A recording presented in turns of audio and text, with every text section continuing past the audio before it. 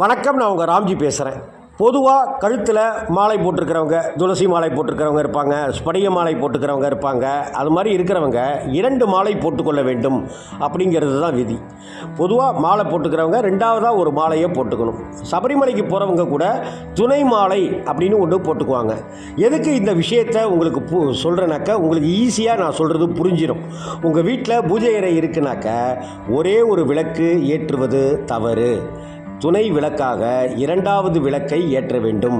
அது குத்து விளக்கை ஏற்றினாலும் சரி, காமாட்சி விளக்கை ஏற்றினாலும் சரி, வெள்ளி விளக்கு ஏற்றினாலும் சரி, மண்ணால் கொண்ட அகல் விளக்கை ஏற்றினாலும் சரி, துணை தீபம் ஏற்றி வழிபட்டால்தான் நாம் செய்கிற பூஜையானது இறைவனை சென்று அடையும் என்பது சாஸ்திரம் சொல்கிற விஷயம்.